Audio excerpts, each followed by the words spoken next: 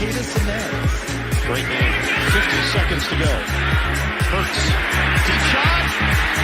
Hold in, Devontae. Sure. Before the press conferences even start. I mean, we could talk for 45 minutes just about how atrocious the defense is.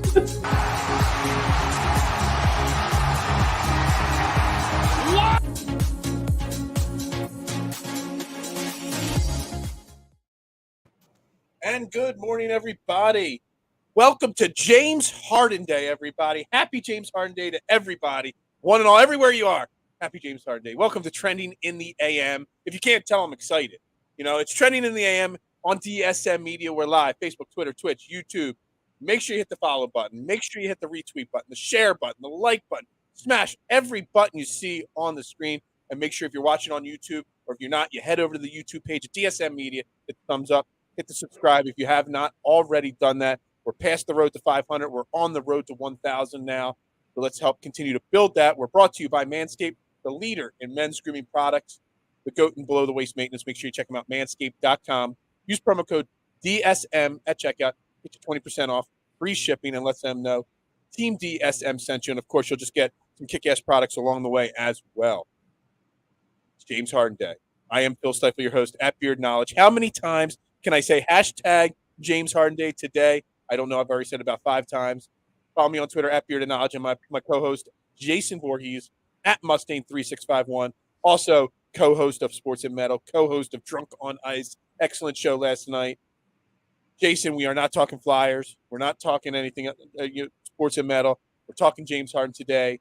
I see you rocking your old school Allen Iverson jersey there from the Ultimate Jersey era there. I mean, when I was younger, when those jerseys came out, I absolutely the jersey there. Did you get a little feedback on me there? Yeah, sorry. Yeah, what are you doing? You're trying to take my excitement for James Harden Day down a notch there. No, how you doing this morning? I'm doing great, man. I'm excited because I mean, obviously, I told you like Harden's one of my favorite players in the NBA, and obviously, I still. It's so crazy. Like the trade happened 2 weeks ago, and I still like almost can't believe that we have him. Yep. Like that.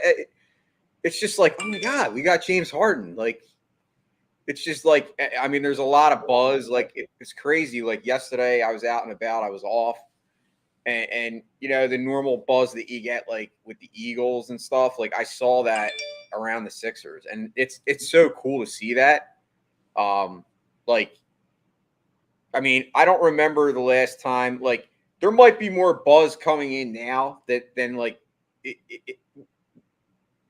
buzz that I'm seeing right now is kind of reminding me back of to 2000 when we went to the finals. Like, absolutely, everyone was just like wearing those exact jerseys that you got on right now.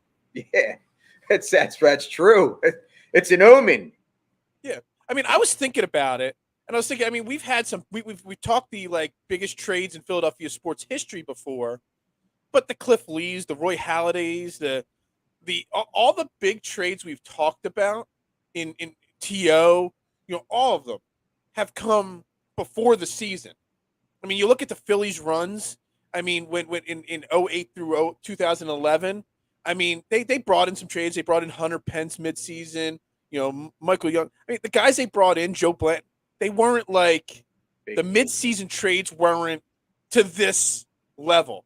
You look at the Eagles, the NBA trade, the NFL trade deadline. I mean, it just recently went to later in the year. It used to be like week 3, so it wasn't like it was an end of the season kind of thing. I don't think I've ever seen a trade of this level this late in the season, and we were already a great team. We were already a team with an MVP player, favorite on the team. We just brought in another MVP. I don't ever remember seeing 2 MVPs get paired up this late in the season together. And it's super exciting. I just can't wait for it. What's up, Mark? Thanks for checking in, my man. He's got Harden on the books for tonight, 25 and 10 tonight. I love it. I love it. I can see that happening as absolutely. So, let's talk about it. James Harden, Joel Embiid. I just said it. 2 superstar players being put together. There's 24 games left in the season. In the NBA, it's different than football. Football, you have practice every week. Whether you get added to the team week 3 week 8, week 10. There's time every week to integrate a new player, whether it's a star or a role player, into a team. In the NBA, it's completely different. You very rarely have practices after the season starts. There's a few, sprinkled in here and there. Realistically speaking, what can we expect between James Harden and Joel Embiid? Because you got two superstars that are ball-dominant superstars. Both guys that play different kind. Joel Embiid's going to have to change his style. James Harden's going to have to change his style. Can we realistically expect, or how long will it take for these two guys to be comfortable playing together, you think? Honestly, I go back a couple years ago when we got Jimmy Butler. I know it was a little earlier in the season than now, but it was still mid-season. And I remember kind of the same things were being talked about then, about how will this team gel? And we saw how that team gelled. I mean, Jimmy Butler was, a superstar, and him and Embiid did well. Obviously, we didn't, end up being successful in the final, making the finals, but we had a good playoff run that year. I think with James Harden, the way I look at it, he's a consummate professional. He's not a guy that I'm worried about coming in here and, he's not going to come. You already could tell that the vibe of the team has changed. Like in just the short 2 weeks of not playing. Like, you have a lot of people coming out and speaking now more about the Simmons stuff and like being open about it. Like, whereas obviously I've got tabs open on that whole thing. I know what you're hitting at right there. Well, I know. I've got all the tabs open on that. We'll get into that. But my point is that I sense that this team is like, I don't think it's going to be an issue is what I'm getting at. I think the fact that James Harden is such a professional, and the fact that he's a veteran, I don't think it's going to be one of these issues where, the guys can't gel. I think he's already made it known that Joel Embiid is the number one on the team. Like he doesn't want to be the number one. He wants to be here to support Embiid.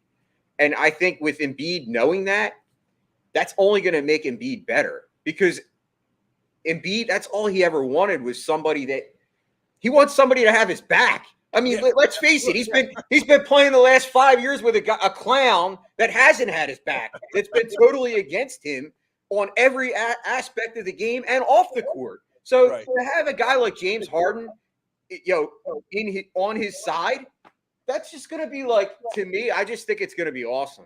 I'm excited to see. I mean, today's a holiday. I'm thinking of closing my pizza shop early tonight on a Friday night just so I get home in time to not miss the tip-off.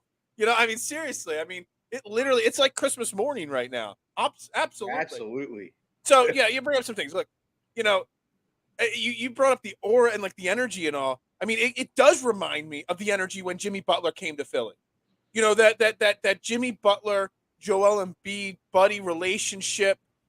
One motivated the other, one pushed the other back and in both directions. And I see that same thing happening here with James Harden. They are both going to be put. I don't know if you saw the highlights. They were playing. James Harden and Joel Embiid were playing one-on-one after practice yesterday. There's literally an instant connection between the two of them because they both have one goal. Joel Embiid wants the MVP. I know that. But if you told Joel Embiid, you can never win an MVP your entire career, but you will win the NBA title this year, Joel Embiid will take that title this year instead of 10 MVPs because that's all he wants. He wants to win. He wants to be known as a guy that's a champion. And James Harden's the same way. Joel Embiid's at a different stage of his career than James Harden. James Harden's 33 going on 34 years old. James Harden is at the point where he needs that title to cement his legacy. He's already one of the 75, he was just voted on the top 75 players of all time list. But if he wants to go from the bottom end of that list further up that list, you got to put a ring on the finger. You need to have that title to solidify that. And he wants that. And I am more, convinced that he will, do whatever it takes to integrate himself with this team than any other trade we've made over the past 3-4 years. And I absolutely love that because the confidence you see between the two of them, the budding friendship, the budding on the court in practice, the videos we've seen in practice, we'll see how it translates on the court tonight. But it's just, there's so much confidence in the aura around the two of them. It's just changing the whole vibe. The vibe was already good, but the vibe now is being bumped up 10 times now.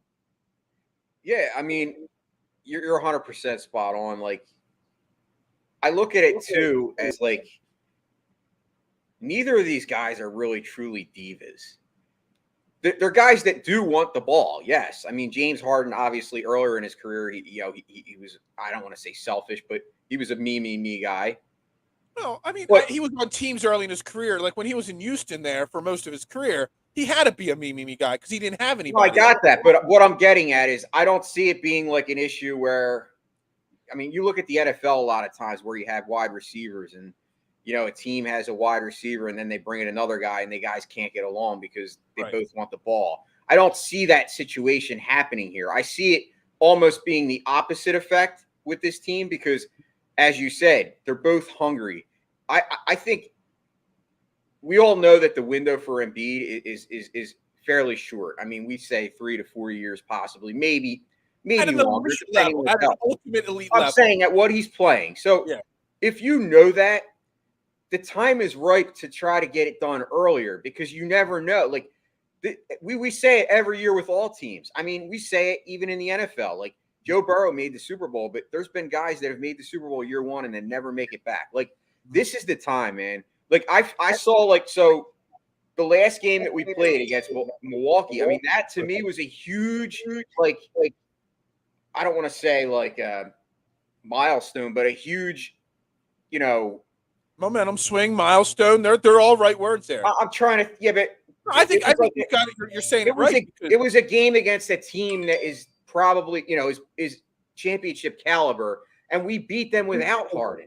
Right. Well, like to me, that just shows you that we've shown an ability down the stretch here before we made this trade to win games against good teams. I mean, I know they had that stretch where it was a bunch of easier games, but they still sprinkled in there, beat some really good teams. I mean, they beat the Nets. They beat Milwaukee. I know we lost to Boston. But listen, there's gonna be down games in every season, even when you're firing on a cylinder. It just happens. It's part of playing 82 games or whatever they play, 80 games a season. Like it's it's a marathon, not a sprint. We always say that. And I definitely think that the fact that Harden is coming here to win a championship, like I said, the overall chemistry is going to – when that happens, it's only going to get better. Like that's why I don't see it being an issue. Yeah, I mean, the only thing – I mean, I'm not going to try to go counter and say there's going to be any issues. The thing – I mean, this is still going to be Joel's team, and James Harden is it's kind of crazy to say James Harden will be the Robin to Joel Embiid's Batman to an extent. But, the ball's going to still be in James Harden's hand a lot. The offense will run through James Harden where you're not going to see point guard Joel Embiid anymore. You're not going to be seeing Joel Embiid, at the top of the key, setting up the offense and doing that. Can Joel Embiid, I don't want to say handle because he can handle it, but how will that affect his rhythm in the game? Because the rhythm he's gotten into in the last, 20 or so games is with him completely, like the usage rate that he's had the last 20 games is through the roof. How will how will that affect his in-game, I don't know the correct word I'm trying to say, but the rhythm he gets into in a game. As the more he touches the ball, the more of a rhythm he gets into. James Harden's going to touch the ball a lot too still. So that's going to affect his rhythm a little bit. So that's the one little concern. He's going to have to play more in a pick and roll style offense now. I mean, he could do it. He's more than capable of doing it. Does that affect his rhythm at all? I'm not sure. But if I'm going to find a little glimmer of, what if or question mark, that's going to be what I'm going to put my finger on with the Joel Embiid, James Harden, duo.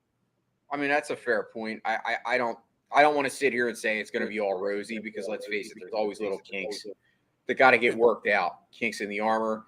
Obviously, I don't think it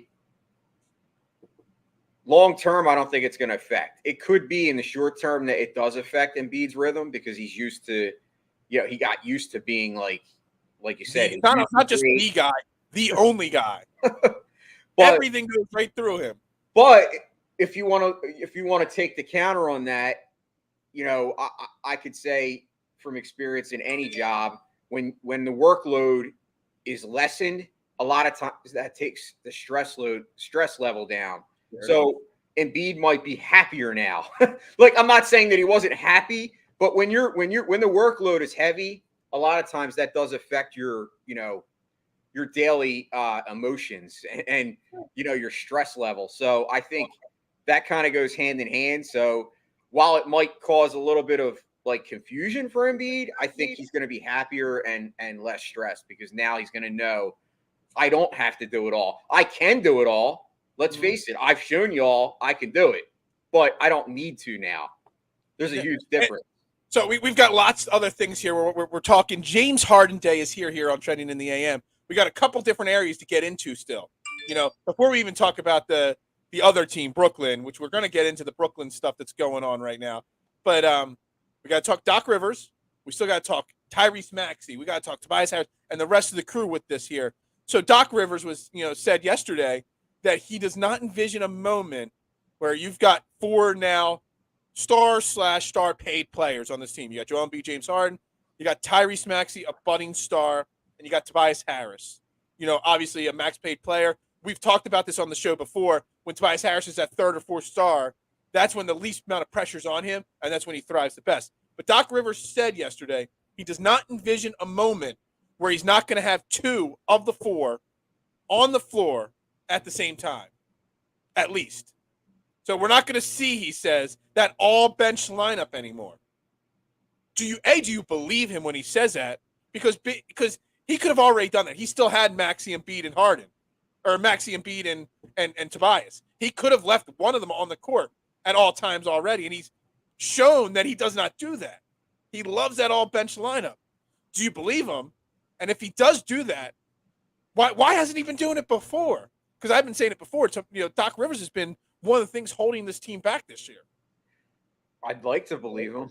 Yeah, I won't believe him until I see it tonight, game 1. Do I believe him? No. I'd like to. Why hasn't he done it sooner?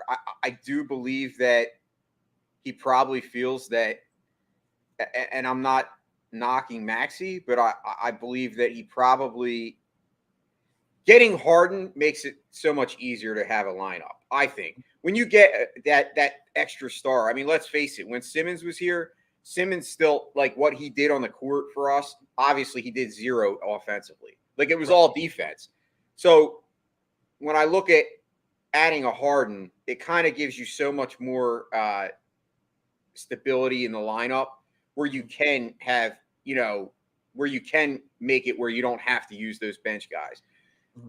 You're not going to worry as much about guys getting fouled out because you have another star. Like if Embiid gets fouled out now, you still have Harden who can carry. Like that's my point. Like getting a guy like Harden, it just changes the whole game script and the whole manual because you have more things that you can do. And I don't want to say that Doc Rivers was like foolish because maybe that's just his MO. He always liked using a bench guy. But if he's going to learn and adapt from his mistakes, I'm all for it. Because let's face it, we've all been complaining about Doc Rivers. Yeah, we have been. It almost even seems like we talk about how it reinvigorates the team. You see a new energy from Joel Embiid. You kind of see a new energy from Doc Rivers as well. It's helped him. And, he's got experience. I mean, they put together a super team. Like the first big 3 was kind of in Boston with Paul Pierce and Kevin Garnett. And they won the title in their first year together. Now, that was over the course of the whole year. They didn't, they didn't bring in these guys mid-season. But he's already got experience of putting this together and making a run for a title. So the way I see if I was Doc Rivers, you use the term game script. I love the game script term and everything.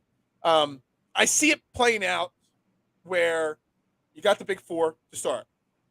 And I see Tobias and Maxey coming out first. And I see Maxey and Tobias going back in when Joel and Harden come out because you've seen, and this is actually a good transition to the Tobias Harris paired with James Harden talk. You've seen that Tyrese Maxey has struggled at times when he's on the court with Joel Embiid. It's gotten less. It's gotten better recently.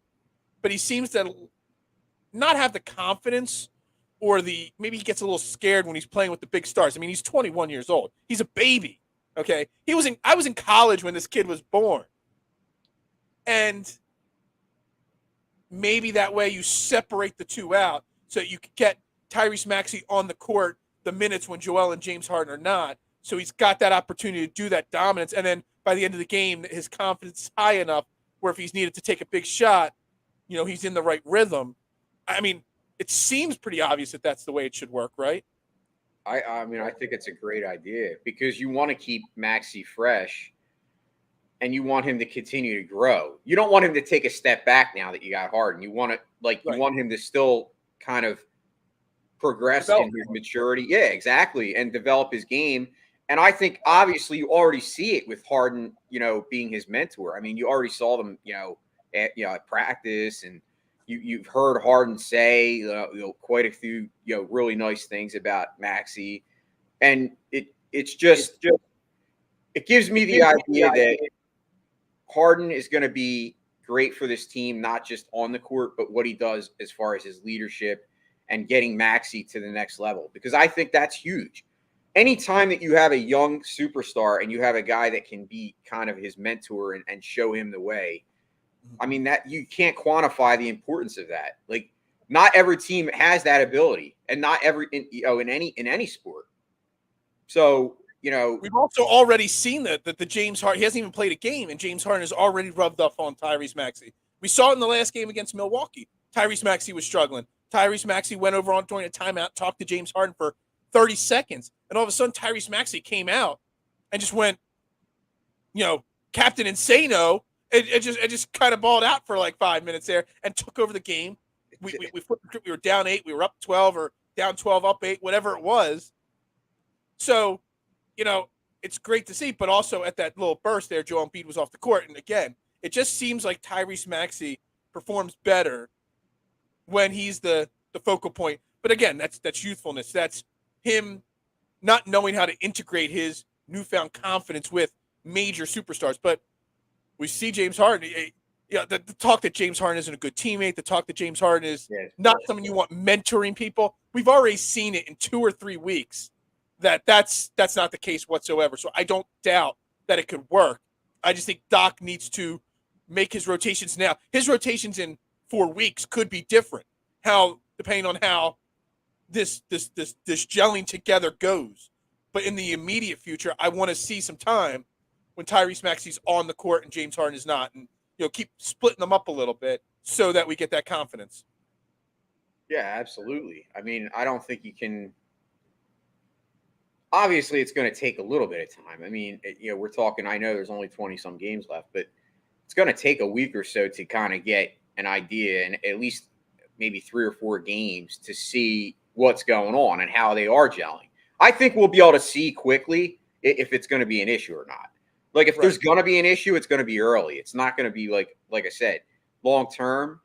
I think they'll get it all, all worked out, and everything will be, where it needs to be going into the playoffs. Right. Because let's face it, that's the important part. This is all getting ready to go to the next step, which, obviously is it. So the next piece of it's Tobias Harris, and how his game is going to have to change. Tobias Harris is shooting. I'm looking at his stats right now. His lowest 3-point percentage since 2018. He's taking the least amount of 3-point shots he's taken. Since all the way back in 2015 when he was with Orlando. Tobias Harris is going to have to shoot the 3-point shot a lot more now. James Harden's going to drive. James Harden's going to drive and dish. Joel Embiid's going to be, when he gets doubled, he's going to be passing the ball out to James Harden. The ball movement is just going to start swinging around the outer even more. I see Tobias Harris benefiting from this, more open looks, more confident looks. But are we confident that Tobias Harris will take these shots? Can we be confident that Tobias Harris could resort back to, when he played with Jimmy Butler and that whole crew there?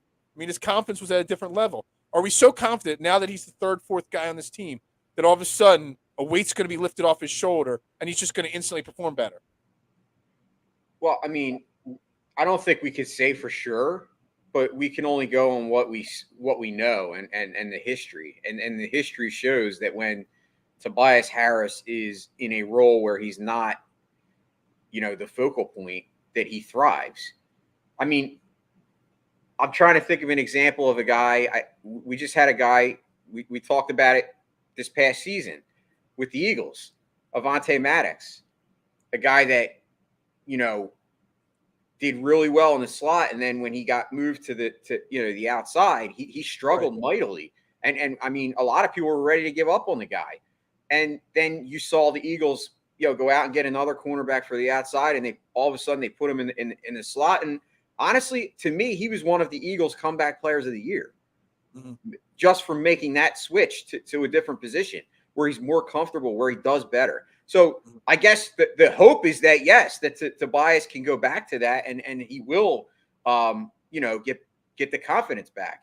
I mean, can we say for sure? I don't think we can, because it's been a struggle for him this year. But I guess my hope is that it's going to all work out, and he will. I mean, what's the worst that could happen? That he still struggles? I mean, he still put up 18 points a game. I mean, as long as he could still be that, guy that gets, the points that we need to get over the hump in a win, that's really all that matters at this point. I mean, because to me, obviously your offense is running through Embiid and Harden. Yeah. I mean, could you imagine a game? Everything else is ancillary. Imagine a game could we have a game where Harden and Embiid each score like 35 or 40 points each? Absolutely, you could say that would be like, how cool would that be? Yeah, I don't know if we've ever seen that. That kind of output regularly. So the one thing I keep hearing people talk about, and it's not as much of a concern to me as other people, is the defense. That James Harden now starting in your lineup, you're losing something defensively there. I mean, obviously he's 33 going on 34. He's got bad hamstrings. He's never been a great defender. He's not been as bad as people think he is. He's just, he's not Ben Simmons defensively. But I mean, I think we've pretty much survived this year without Ben Simmons defensively. So I'm not sure why people are making such a big deal. Being able to have Tobias as your fourth star, Maxey as your third guy, Joel and James Harden, you can now go out there and not worry about having Matisse Thybulle in your starting lineup, because now there's literally zero offensive need. Like, he can literally take 2 shots a game, and you don't have to worry about that because there's 4 other guys on the court in that starting rotation that can get a shot. You still got Danny Green, who I know he's had an up and down year again, and people love to bash him. I love him now because of his podcast and everything happened the other day. Going to get into it. You still got him, a great defensive player that's won 3 championships in the NBA. I am not concerned defensively whatsoever about this team. Am I wrong? No, I don't think there's a reason to be concerned. You haven't had you haven't had Simmons all year, as you said. Exactly. And Thybulle has come into his own. Tybulle's only struggle has been his offensive side of the game. We've all been saying it. I've heard Scotty on numerous shows say if Thybulle could just get his offensive game, fixed, he could be this, like not a superstar, but a guy that's really, talked about. And, he never has an issue with his defense. I mean, he's always on point. So I agree. I think James Harden, the whole notion that he's terrible defensively is overblown. I mean, the guy, I know he does turn the ball over, but come on, man. If you're going to turn the ball over. First off, let's go back a few years. James Harden's best year, obviously, was the 2018-19 season with the Rockets when he had 36 points a game, 11 assists, almost 7 rebounds. Oh, no, 7 assists, 7 rebounds. He averaged 2 steals a game. So the notion that he cannot play defense, I mean, he still has active hands.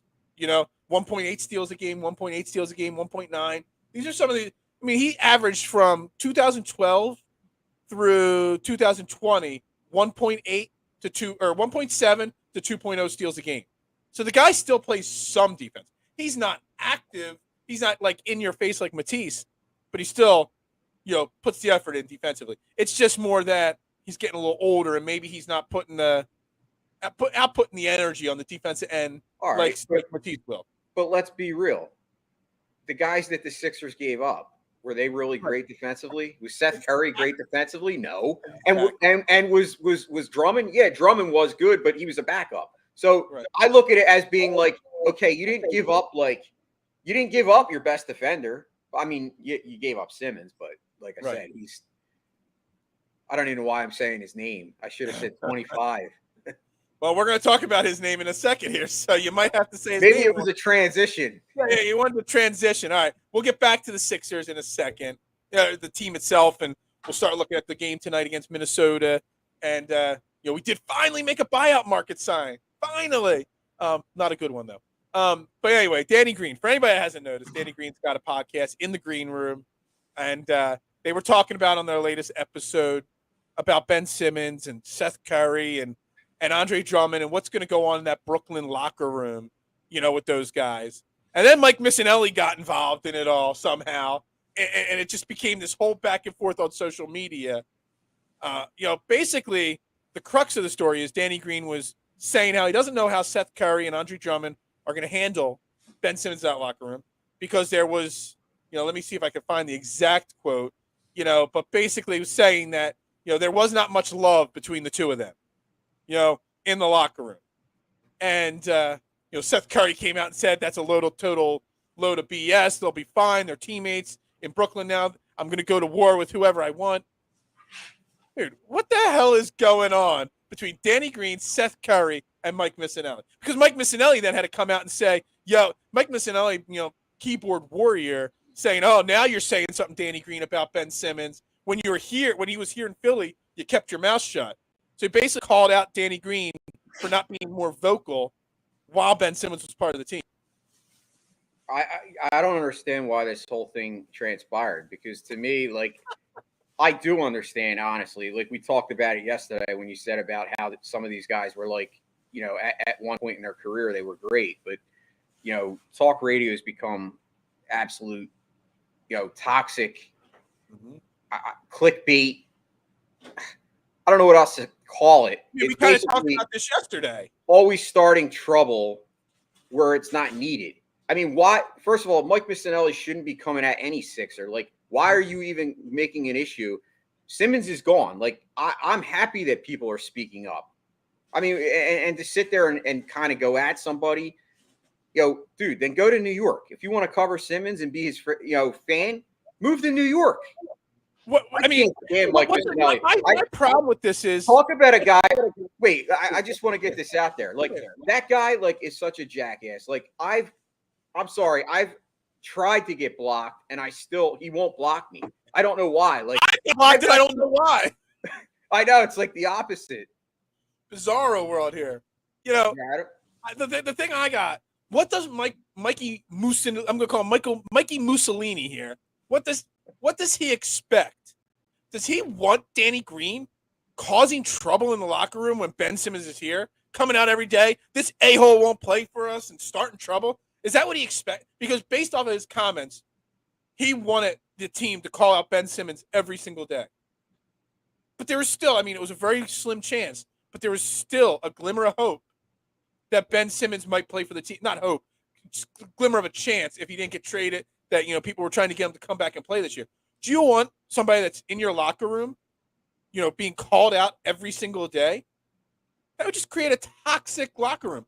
If Mike Missinelli is this, former superstar athlete like he claims to be, who's, so in tune with sports and locker rooms and the players, you don't call out your teammates, even if they're not playing for your team right now, every single day. You can't do that.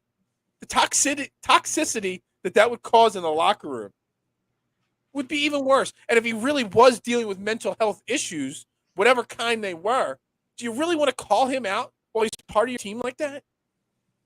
What kind of bozo notion is that? Well, you just don't do it. Can I be honest? Would you expect anything less from Mike Missinelli? Because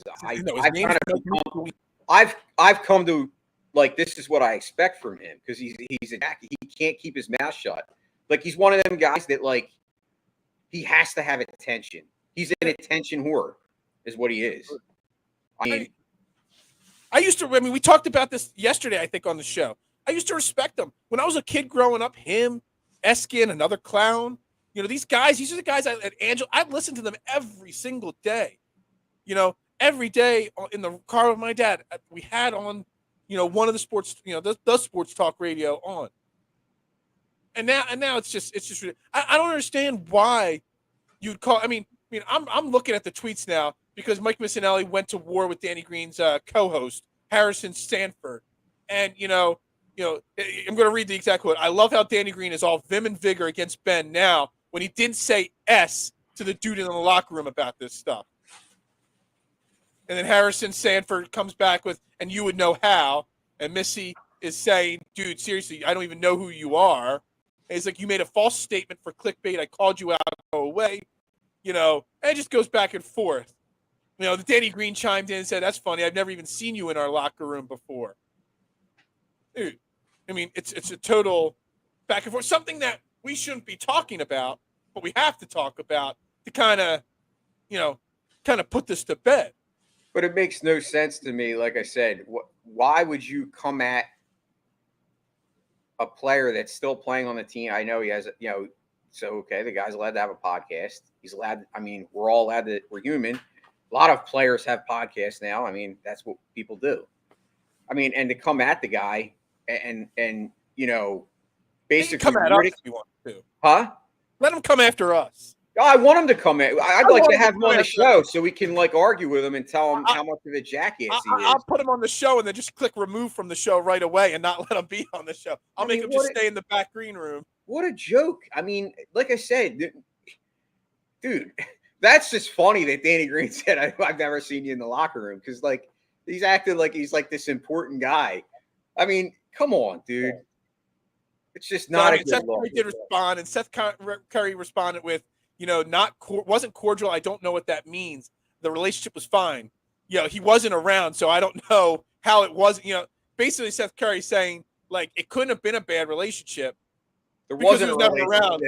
So, and Seth Curry played with Ben Simmons last year, but Andre Drummond wasn't on the Sixers last year, so there is no relationship between Andre Drummond and Ben Simmons for it to have soured anyway. So I don't understand this whole thing. Danny Green made some pretty fair, honest, statements now that he doesn't have to worry about him being a teammate anymore. And this whole thing just completely blew up and just insane. Once again, the power of social media. Power of clickbait media members. That's one thing you'll never get with me. I will never. It's crazy that we just content. How crazy it that we just talked about it yesterday. You put it up. Goddamn clickbait media, man. I can't take it. It's attention whores, dude. I'm telling you. It is. It absolutely is. Does because his ratings suck.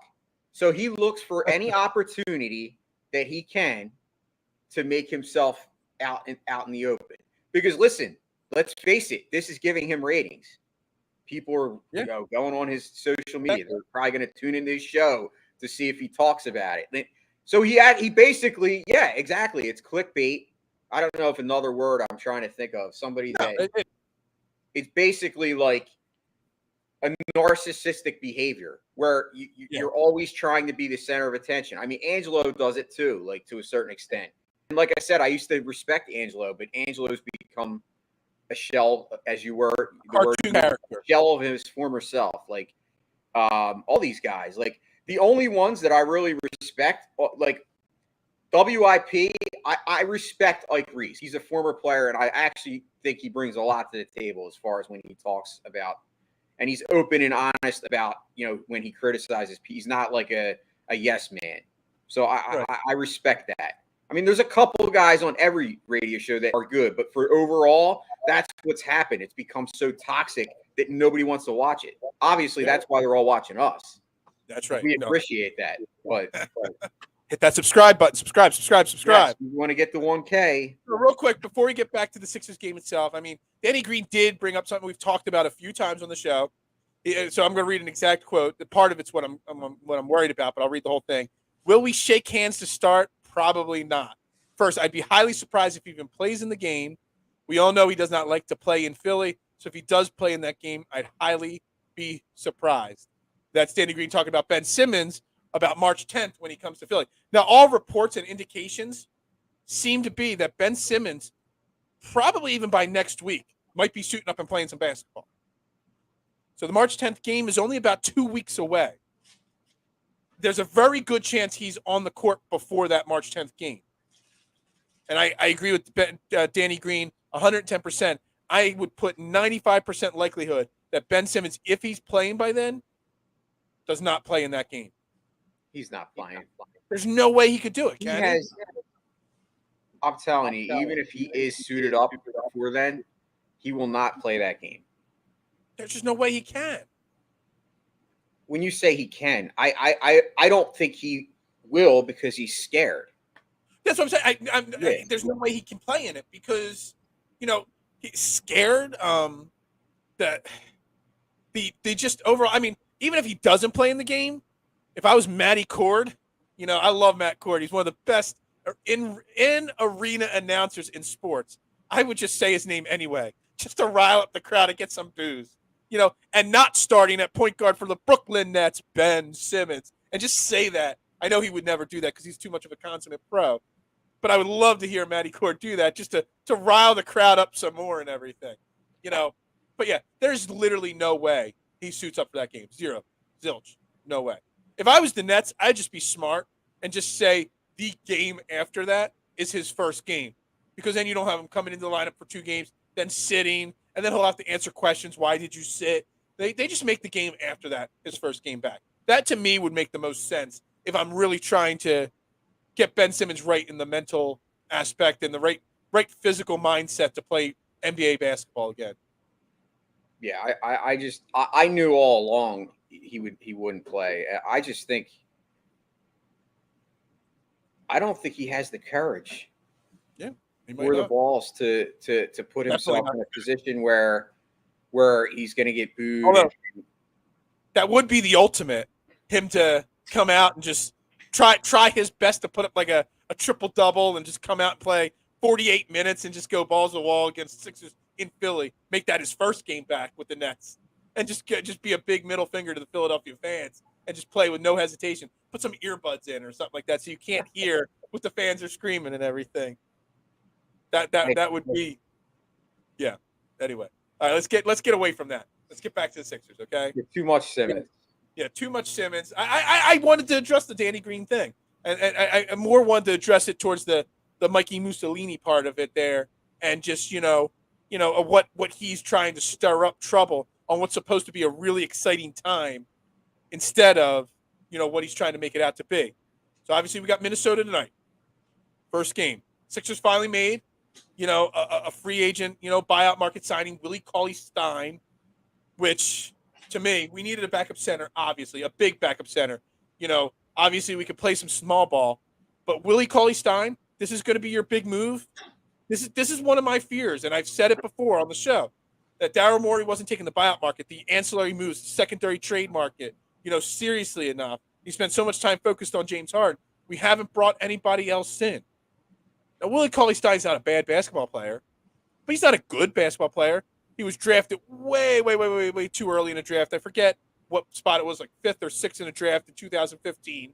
He's had some okay years in Sacramento, a couple seasons where he averaged 12-ish points a game. He's a big-bodied 7-foot center, but he doesn't do anything really well. Like nothing. So I know we needed that big backup center. They signed him to a 10-day contract, so it doesn't mean, he's going to be around for long necessarily. But that, if anything, is my biggest concern going forward, it's the fact that Daryl Morey hasn't spent enough time focusing on the rest of the team. You've used that word, ancillary. Now I try to find 2 or 3 times. I purposely try to find ways to stick it in there. That's what she said. Oh, come on. Sorry, I couldn't help it. Dude, we're totally getting kicked off of YouTube for that one right there. Dude. I got to change the rating of the show from G to like PG-13 now after that one. Sorry. I can't even continue on now. Oh, man. Phil. That was at the 44-minute mark. You got to find a way to crop out just like that 30 seconds for me. Sports and Metal, like Aaron and I got flagged for vulgar language. They put it on the thing. We got like an R rating. Yeah. Anyway, he's not doing enough work there, to improve the rest of the team, which means we're going to see a lot. We're still going to see Furkan. We're still going to see Shake Milton out. We're still going to see, B-Ball Paul, at times out there. And that's a concern to me. Yeah, I mean, we needed to fix the depth. I mean, you talked about it probably 10 shows leading up to the Harden trade about how important, a lot of times that it's more important to fix your bench and fix your depth than it is to actually get a superstar. I mean, obviously, nobody's complaining. We got Harden, but Right. you're right. Have they done enough in the buyout market? Can they still do something? That's my question. There's still moves that can be made. I mean, it's crazy. The buyout market's really been slow. All these names we've talked about, the Gary Harrises, the Robin Lopez, all these guys that we've been talking about, none of them have actually been bought out yet. Normally by this point they've been bought out. Normally by this time they've already signed to new teams. So maybe the buyout market's just not going to be. Maybe these guys aren't going to get bought out. That's what I'm saying. What maybe the issue is, but what's taking so long? That's a concern to me. It's a shame. But again, we've only got 24 games left. Once you get to the playoffs, the rotations shrink, or at least should shrink. But I still, I just hope, I really hope that if one of these guys gets bought out in the next day or two, that Daryl Morey is literally on his phone, ready to pounce and just get these guys to Philadelphia right away. Yeah, I mean, I want somebody. I mean, you need a backup center. Yeah, and like I said, Willie Cauley-Stein, again, not trying to say anything negative about the guy. He's a nice player. But, dude, he's not the kind of guy that's going to, you need a backup center that can play minutes in the playoffs. And if Willie Cauley-Stein is playing minutes in the playoffs, most likely I'm not excited about that at all. No, I'm not excited. Unfortunately, then that means you're going to be playing Embiid 38, 40 minutes a game come playoff time. Which, I mean, I don't like fine. That. Huh? I wouldn't want to see him even in the playoffs playing that many games, especially if we're going to make a deep run. If he has to play 38 minutes a game, round one of the playoffs, come the NBA Finals when we're going up against the Phoenix Suns in the finals. Yes, I'm already predicting it. Sixers, Phoenix Suns, finals. Go for it. Why not? I'm just going to say it now. He's going to be worn out by that point. You don't want that. You want to keep him in that 35, 36-minute range. You got to. Who else can play center? Nobody, really. I mean, that's what we're doing. When you play, these other guys we got on the team, it's a small ball lineup. So, it depends on matchups and stuff like that. But, yeah, I mean, we're kind of up against the gun there with the backup center at this point. So, Willie Cauley-Stein, I mean, they talked about Derek Favors. They talked about Robin Lopez. They talked about Enos Freedom. But none of these guys have been bought out yet. So they couldn't be brought in yet. So I don't know what the deal is there. Is there anybody that could play out of position? Is there anybody that on the team they're already doing the Sixers? With B-ball Paul really isn't. He's too small to play center, but he kind of has to play center. You know what I mean? He's kind of playing it because he doesn't have much of a choice. Paul Millsap, I mean, he's 6'7". He's played center now since he's been here. For the 2 games he's been here, but he's an extremely small ball center. He could do it, but he shouldn't be. So, outside of, I'm looking at the roster right now. Willie Cauley-Stein, 7 foot. Millsap 6'7". George Niang 6'7". Where's B-ball Paul Reed? He's 6'9". Charles Bassey 6'9". You don't really have a backup legit center now, and that was. I didn't care getting rid of Andre Drummond. I really didn't. But that would be the only thing that upsets me about losing Andre Drummond. You have no backup big. And they're bringing in Willie Cauley-Stein. Maybe Willie Cauley-Stein on an actual real good team, because he's played for nothing but awful teams his career. Maybe it works out. Maybe all of a sudden he, in that small dose role of playing 10 minutes a game, maybe that works out for him. And maybe he becomes a solid rotational piece off the bench. But I just don't see it. Yeah, I'm with you. I think there's got to be somebody that comes available. I always look at the buyout market as, obviously, you still have time, but it's kind of dwindling. Yeah, it's dwindling. Hopefully, they can get that fixed. But hey, if that's the only negative that comes out of this, then I think you'd take it 100 times. Yeah. All right, so we're going up against Minnesota tonight. This is game 1 of James Harden Day. Okay, James Harden Day's here. First game for us off the break. Minnesota played last night, so they're playing a back-to-back right away, right out of the break. Which, who wrote that schedule and gave a team right after the All-Star break back-to-back games? That's kind of insane. Minnesota's an interesting team. They're not bad. They're better than they've been. Karl Anthony Towns is playing great this year. D'Angelo Russell, still a gunner that's beaten the Sixers up for big point outputs a bunch of times in his career. We're in Minnesota. We're not at home. Is there any chance that Minnesota spoils James Harden's day? I don't see it. You're thinking about it. I got you thinking for a second there. I don't see it. I mean, it's going to be like, McGinty said it, perfect. It's Christmas. It's going to be like, the environment down there is just going to be unbelievable. Right. I don't see any way that we lose. Okay. I don't know. What do you think? I think there's always a chance that we lose. It's on the road. Chance. Well, the way I'm saying it, they're on the road. They're playing a good upstart Minnesota team, a team that's playing better than they have recently. Karl-Anthony Towns is coming off a weekend at the All-Star break where he won the 3-point contest. So he probably feels his star potential's bigger.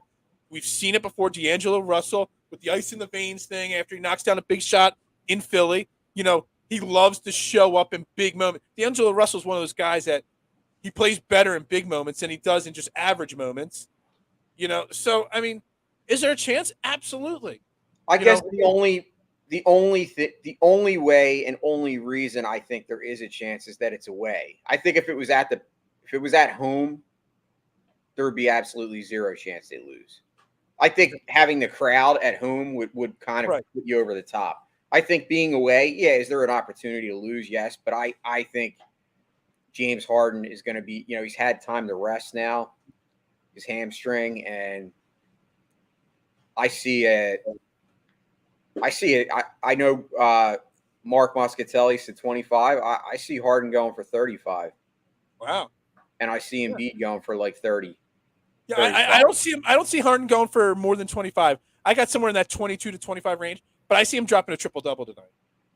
I see him going, 24, 10 rebounds, because he's averaging nearly a triple-double this year. He's got just over 22 points a game. He's averaging double-digit assists, and he's averaging 8 rebounds in a game. So this is the game where he's going to come out. He's going to drop a triple-double tonight, a lower-ish point total, but then the big output offensively will come at the first home game, at the Wells Fargo Center in front of the home crowd. That's where he'll have his first 35-ish point type, game or whatever you want, 30, 35 point game. It'll be in front of the home crowd. That's just my opinion. It's crazy. You get James Harden his first 2 games, Friday and then Sunday, are both road games. So we won't see him at home until Wednesday next week. So that's kind of interesting to me. That's kind of fun. But again, let's wrap it up with this. 24 games left. Obviously, we've talked about it before. We do have Minnesota. Then we got the home and home against New York Sunday and Wednesday, which is great. We didn't have to play Thursday. We play Friday. Then we get Saturday off. We play Sunday. Then we get Monday and Tuesday off again at home. 2 days off in a row. Again, it's more practice time for this team to so we're getting, I know having this many games off this point of the season means we're going to have a stretch where we're going to have a lot of back-to-backs and all. But having this many days off at this point of the season is perfect because you're actually going to have 3 or 4 practices to integrate this team together. It couldn't have come at a better time, in my opinion. So that's great. Then you got after the home and home against New York, you got that awful schedule, Cleveland, Miami, Chicago, Brooklyn. Then you wrap up the season with some really easy stretches outside that West Coast stretch, Lakers, Clippers, Phoenix. How many of these 24 games can the Sixers win? How high in the standings can they get? Because I see them being able to win at least 17 more games this year. I could see them getting to 17. I was going to say 15 or 16. Yeah, 17 or 18 wins. 17 wins puts them at 52 wins. That probably puts them in the 2 or 3 spot in the East. Oh, it's absolutely possible. I think they're going to dominate. I just have a feeling that it's just going to go. They're going to go off now. Yep. They got the whole Simmons thing is in the past, and it's like you got a superstar that actually cares and wants to play basketball, as opposed to somebody that has no concern for anything other than stroking their own ego. Right. That it's like almost like addition by subtraction. not only did you get Harden, you got rid of cancer. Right. I mean, that's the way I look at it.